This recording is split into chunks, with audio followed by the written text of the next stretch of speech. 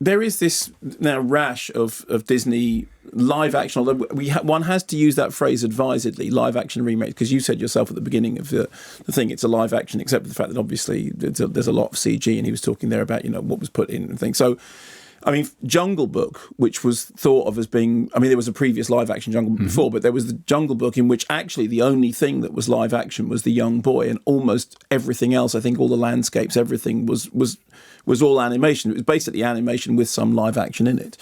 And then Kenneth Branagh came on to talk about Cinderella, and of course Beauty and the Beast was a huge hit. And now Burton, who was behind the live action Alice in Wonderland reboot, now takes on Dumbo, which is one of Disney's presumably most treasured tear-jerking properties.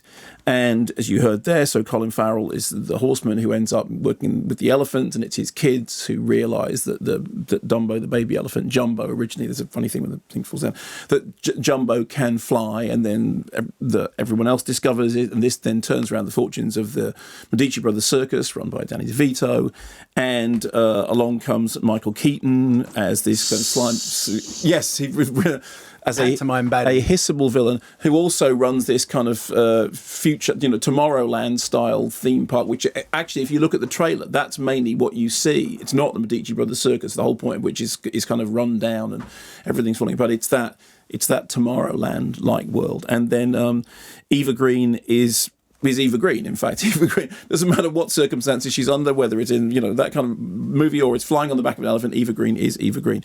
And she's slightly more morally upstanding than in some films. Yes, but she's still Eva Green. She is a very, very arresting screen presence. So here's the thing: there is no doubt that there is an awful lot to gawp at visually in Dumbo, because all Tim Burton's films are kind of curlicued in their design, and they all. You can see 5 seconds of a Tim Burton film and you're in a Tim Burton film, and it's to do with the way that he conjures and builds entire worlds. I remember talking once to Ridley Scott, and Ridley Scott was talking about the filmmaker's job being a world builder's job, and particularly with Scott, who started with Julius and then Alien and Blade Runner, films which did literally conjure, and that's what Burton does, which is why he's referred to as visionary director Tim Burton.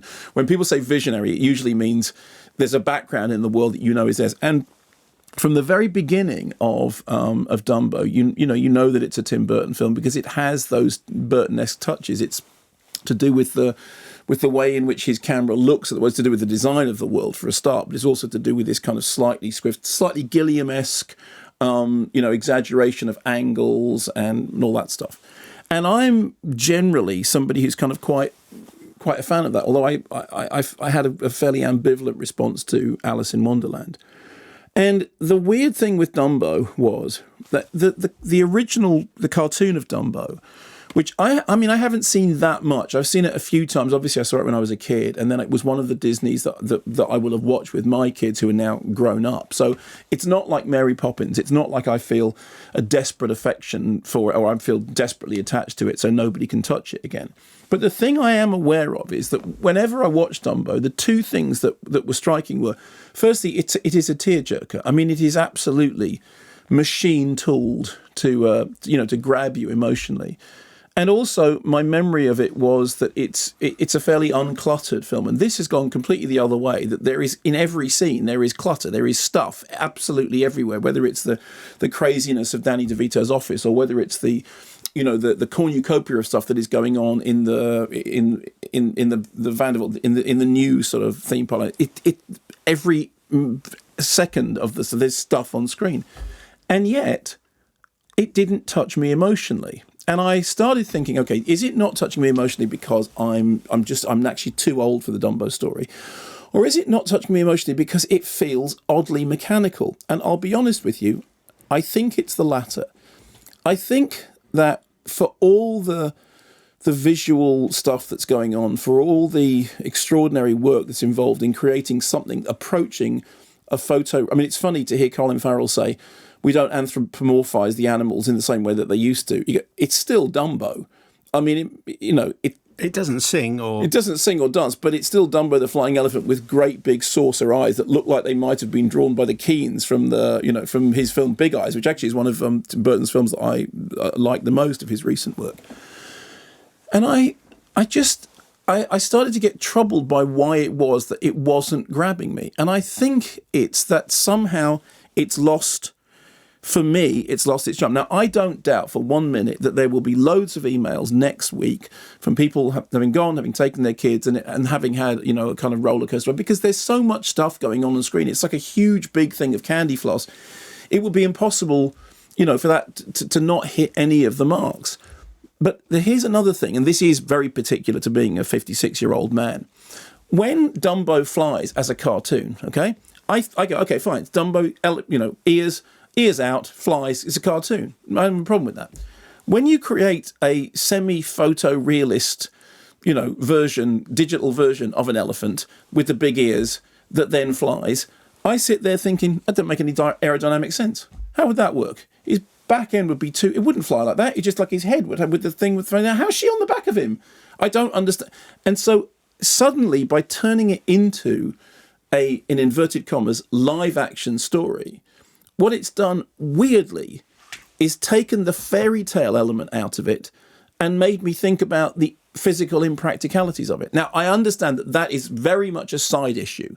That's very much a side issue for somebody who started thinking it because they realised that they weren't being emotionally engaged in the story in the way that they should have been.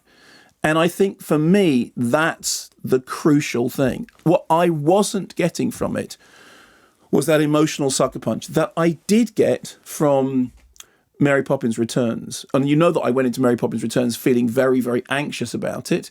But there was the moment when they start singing, where the lost things go. And that was it. I was hooked.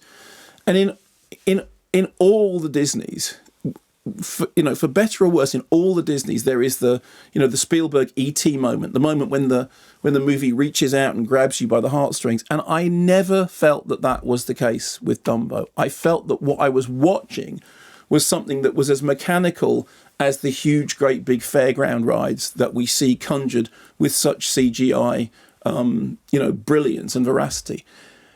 I didn't cry. And I cry at everything. You do. Yeah. Well, I also think it's worth saying that, in case people have forgotten, yes, from the original, that it is, as you heard from the interview, it's quite grim. It's quite dark. Yeah. No, it is. So it's a film about suffering. Yeah, and Colin Farrell comes back from the First World War, and he is an amputee, and he is obviously has post-traumatic stress, and the kids are very sad because they've lost their mother, and everything is really tough. It's not a kind of a classic Disney story. That it's not like a little bit of darkness. There's quite a lot of darkness all the way through. But there is in a lot of Disneys. I mean, Snow White is full of darkness, absolutely full of darkness. But Dumbo is a weird one because Dumbo, like Bambi, is a film that's almost. I mean, there's that whole thing about. When we were making a documentary about horror films, one of the things we asked people was, what's the most horrifying thing you remember? And it was seeing Bambi at an early age, because the scene in Bambi, with the hunter, is terrifying. But I didn't... And the Sex Pistols got a song out of it. Yeah. But that's how dark it was. That's okay, because they're just a pantomime karaoke act anyway, aren't they?